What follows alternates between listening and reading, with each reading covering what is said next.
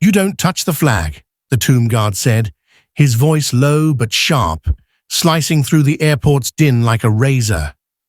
Travelers froze mid-step. Phones dropped to their sides as the manager's hand hovered too close to the casket's folded stars and stripes. To most, it was a minor delay, just another hold-up in a hectic terminal. But to Sergeant Samuel Harper, it was a line that could not be crossed. Not for timetables, not for convenience. What the crowd didn't know, not the manager, not the bystanders, was that Harper's stance was born from a blood-sworn vow beneath a burning desert sky.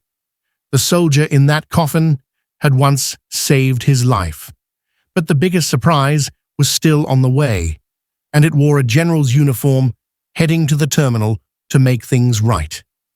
Hi everyone, welcome to Echo Tales. Tomorrow we bring you another special journey. Right now we return to the heart of Washington, D.C., the international airport, where travelers hustle through metal detectors and voices echo across loudspeakers. In the middle of it all, one man stood still, Sergeant Samuel Harper.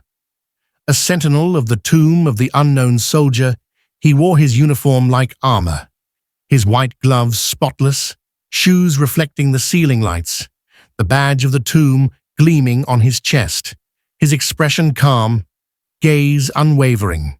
But beneath the scarlet and black, a storm churned.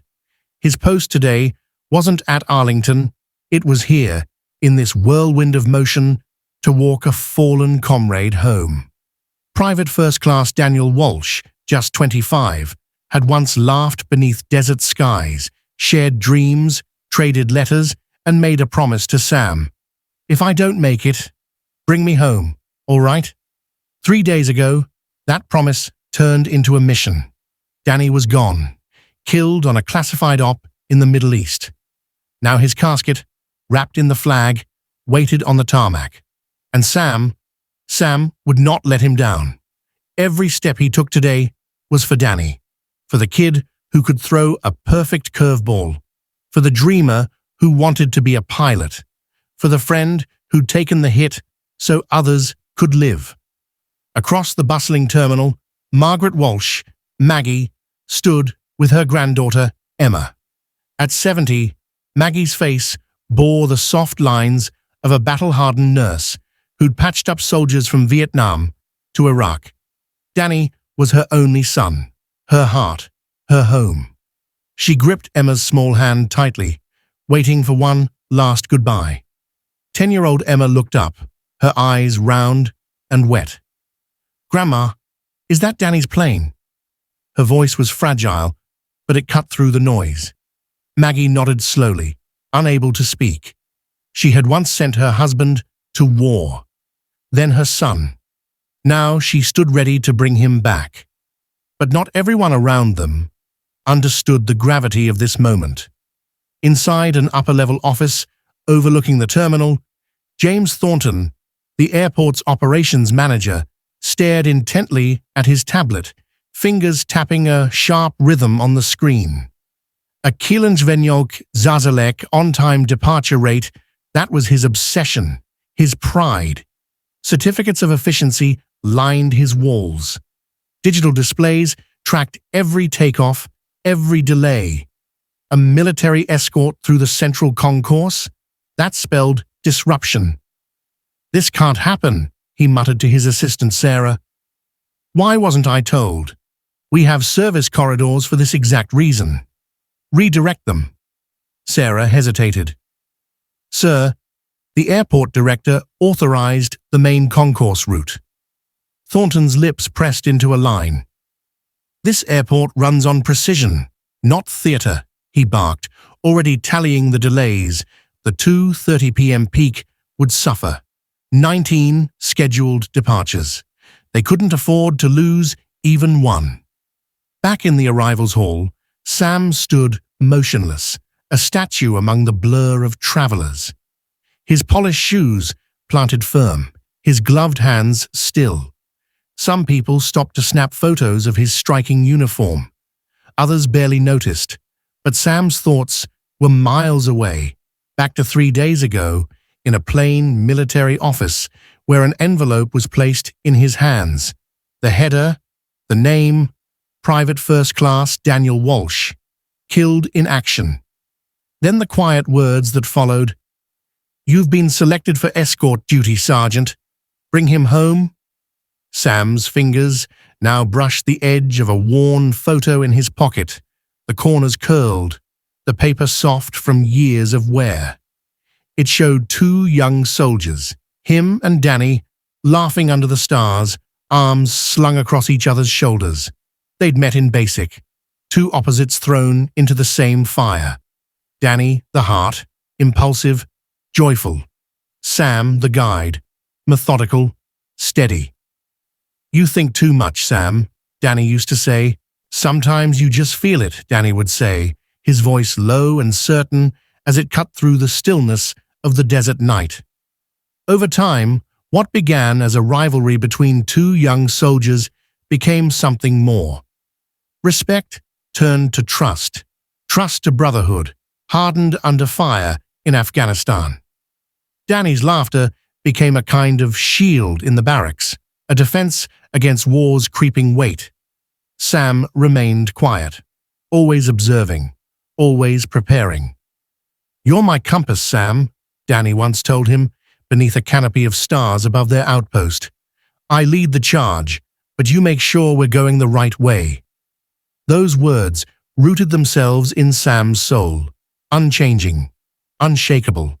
Their 3rd deployment changed everything. The ambush came fast, no warning, just chaos.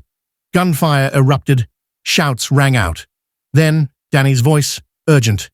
"Sam, on your left." In one motion, he threw Sam to the ground as bullets screamed overhead. 3 seconds, that's all it took to save Sam's life. Later, as medics treated them both, Sam tried to thank him, but Danny shrugged it off. That's what brothers do. Still, his eyes betrayed him. There was a flicker of something deeper now, a glimpse of how thin the line between life and death really was. In the months that followed, Danny spoke more about home, about his mother, Maggie, who sent him packages filled with cookies and reminders of normal life, about his little sister Emma, who drew him colorful pictures signed, "To Uncle Danny, the hero." He tucked her drawings inside his helmet, a small charm to carry into darkness. The night before what would be his final mission, they sat outside their barracks, the air thick with a quiet tension. "If anything happens," Danny said, his voice stripped of its usual grin, "bring me home right. Full honors, main concourse, no back exits. Dad would have wanted it that way." Sam nodded once, heavy with the weight of that promise. "I'll make sure of it, Danny, no matter what."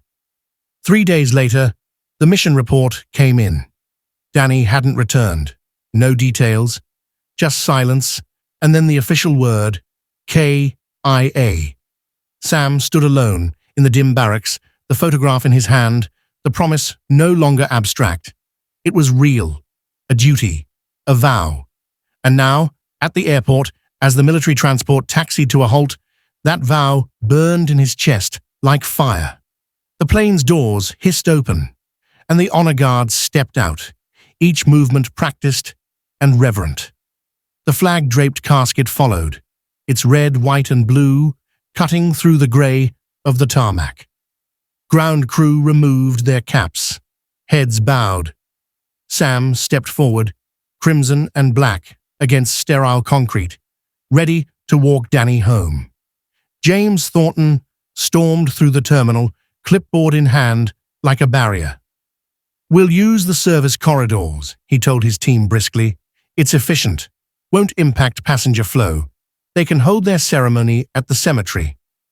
Sarah, the young security officer beside him, hesitated.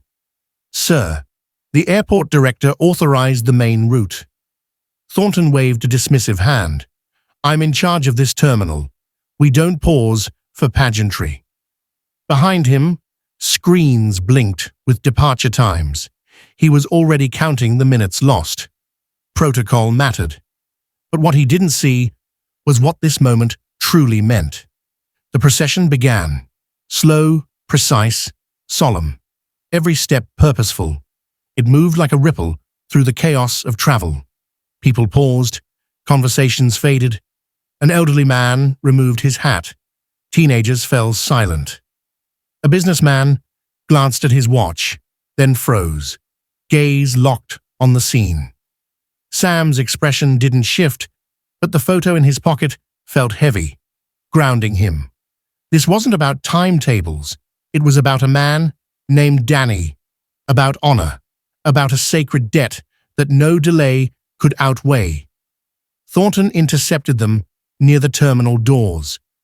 "Sergeant," he said, voice low but firm, "I've mapped an alternate route." He unfolded a printed layout, pointing to highlighted paths. "These service corridors lead straight to the pickup zone. It's faster." Sam didn't flinch. "This is Private First Class Daniel Walsh, United States Army," he said. "We will proceed through the main terminal as arranged, at the proper pace for the fallen." Thornton leaned closer, voice sharpening. "These corridors were made to prevent disruptions. They exist for a reason." "Disruptions?" Sam repeated, his voice like steel. "Escorting Private Walsh with honor isn't a disruption. It's a duty." Thornton's jaw tightened. He stabbed a finger at the map. "There's a service elevator to the loading dock. You'll avoid holding up thousands of passengers." Sam's tone stayed even. "A few minutes of delay is temporary," he said, "but sneaking a fallen soldier through a back hallway, that dishonor lasts forever." Thornton's face flushed. His control cracked. He turned to Sarah and motioned. "This is out of line. Airport regulations override your parade." Sarah stepped forward, her hand on her radio, ready to act. But then her gaze drifted to the casket. The sunlight through the high windows caught the flag just right. Colors vivid, vibrant. Her hand lowered. She looked back at Thornton and asked, "Is there a problem, sir?" "Yes," Thornton snapped. "We need this procession redirected for operational reasons." Sarah glanced at the casket, then at the silent crowd that had begun to gather.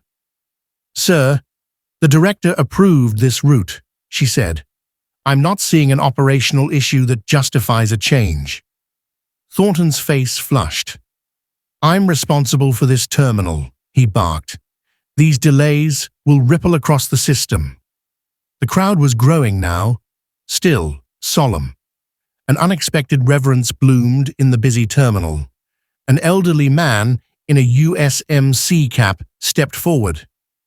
"I served in Vietnam," he said, voice weathered but clear. "I lost brothers who never came home. This soldier deserves better than a back hallway." His words struck the air like a bell. A businessman slipped his phone into his pocket. A mother leaned down to whisper to her child. A flight attendant stopped, hand frozen mid-air. Maggie Walsh stepped forward, Emma's small fingers wrapped around hers. "My Danny," Maggie said, her voice shaking but resolute. "He loved baseball, dreamed of flying. He died saving lives. He deserves this honor." The terminal fell even quieter. Her words weighed heavy, undeniable, unmovable. Still, Thornton pushed forward, lifting a hand as if to block the path. "Sergeant, I'm ordering you to reroute." Sam didn't blink. "There are regulations older than your airport," he replied, calm but resolute. "They govern how we honor the fallen." "Lieutenant Walsh died serving his country," he added. "He will not be hidden in death." Thornton's hand moved, too fast, too careless, brushing the edge of the flag.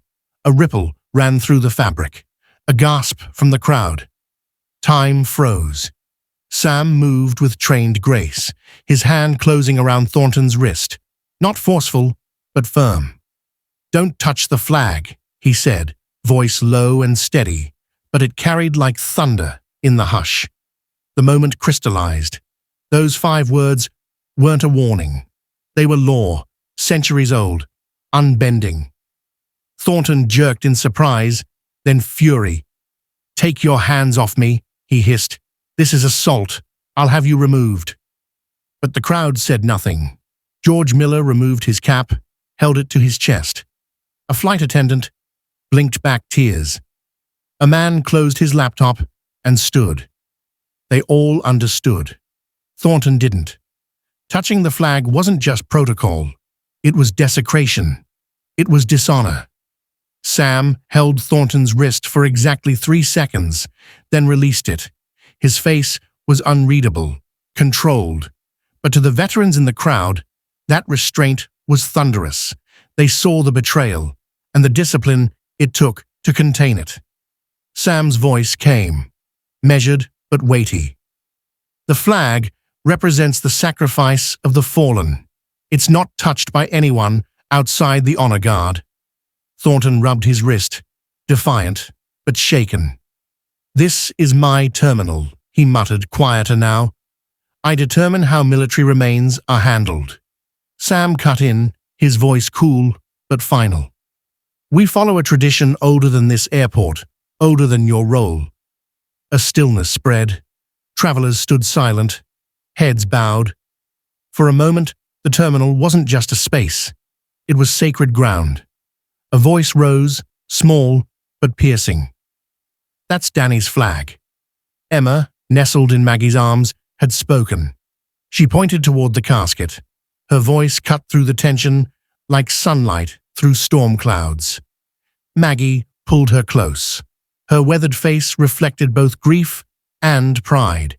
Her gaze met Sam's, a silent recognition. Then came measured footsteps, a new presence. Authority without volume. Captain Evelyn Carter, airport director and retired Army officer, moved into the circle. Though she wore civilian attire, every inch of her posture spoke military. Her eyes swept over the scene. The casket, the guard, the frozen standoff. "Mr. Thornton," she said quietly, "step aside." Then to Sam, her voice softened. "Sergeant, my apologies. Your procession will continue through the main terminal." As planned, Thornton opened his mouth, clipboard clutched like a last defense. But Carter silenced him with a single raised hand. She understood what he never would, that not all moments fit into charts, that not every delay is a problem, and that tradition, honor, sometimes outweighs even the most efficient metric. She took the terminal's microphone, her voice echoing across the vast space. "Ladies and gentlemen, may I have your attention? A fallen soldier is being escorted through our terminal today. As a sign of respect, we ask that you join us in forming a corridor of honor for his final journey home." The terminal transformed. Travelers who had been racing to gates slowed, then stepped deliberately aside. Businessmen closed laptops mid-email. Parents gathered children close, whispering about sacrifice. Airport staff left desks and counters, quietly forming a line. The chaos softened into reverence. What had been just another busy terminal became something sacred. A businessman who'd grumbled about delays now bowed his head. A teenage girl slipped her phone away, eyes wide, understanding settling in. George Miller straightened, saluting with crisp precision. An elderly man rose from his wheelchair, his wife steadying him as he lifted a shaking hand to his brow. The procession moved again. Sam at the front, the flag like a flame, leading through a corridor of respect. No voices, no phones. Even the overhead announcements seemed to fall silent. It was as if the building itself paused to grieve. Sam's face remained stoic, but his eyes shone with something new. Not relief, not pride, something deeper, a quiet knowing that his stand had meant something. Across the terminal, His gaze met Maggie's. No words were spoken. None were needed. In that glance, a promise fulfilled, honor preserved, sacrifice seen. Maggie gave a single nod, a soldier's nod, from one generation to another. Outside, the hearse waited. Its black surface gleamed beneath the afternoon sun. The honor guard moved with care, lifting Danny's casket into place. The flag still bright, still bold against the grey tarmac. Maggie stepped forward, Emma beside her. Emma held a single daisy, her grip white-knuckled. Maggie took Sam's hand, squeezing with surprising strength. "You kept your promise, Sam," she said, her voice unsteady but proud. Tears shimmered but did not fall. Sam reached into his breast pocket and drew out a worn photograph. Two young soldiers grinning under a desert sky. He placed it gently into Maggie's palm. "For you," he said. "For Emma." Emma stepped forward. She placed the daisy on the casket, laying it gently atop the flag. "You're my hero, Danny," she whispered. Her words carried into the hush. Clear, pure, unforgettable. Travelers looked on from afar. Some wiped tears. Others simply stood, silent, still, bearing witness, honoring. Thornton approached slowly. The clipboard was gone. His head was bowed. "Sergeant," he said, voice low and sincere, "I was wrong. I didn't understand." Sam looked at him, calm, then nodded once, not in triumph, but in quiet forgiveness. The hearse pulled away, Danny inside. His final journey to Arlington had begun. Sam held his salute, arm firm, posture unyielding. He did not move until the vehicle disappeared from sight. What had started as red tape, a dispute over protocol, had become a lesson in honor, a moment the crowd would carry forever. That night, Sam returned to Arlington. The tomb of the unknown soldier stood silent beneath the stars. He resumed his watch. 21 steps, a turn, a pause, 21 steps again. The wind moved around him, soft and heavy, a whisper of duty, a weight of memory. Some promises live beyond the moment. Some stand in place of those who can't. In a world rushing ever forward, some still stand still. For those who gave everything. Let us remember them, not just in silence, but in courage. The courage to do what's right, even when no one's watching. For Danny, for every soldier who never made it home, and for those like Sam, who keep their word, no matter the cost.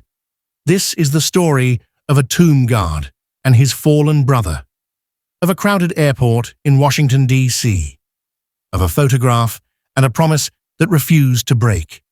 A story that reminds us, at the tomb of the unknown soldier, where every step is measured and every salute is sacred, the greatest tribute is not just silence, but standing, unshaken, for honor. So if you ever find yourself in Arlington, stand before the tomb, watch the guard's steady pace, and listen.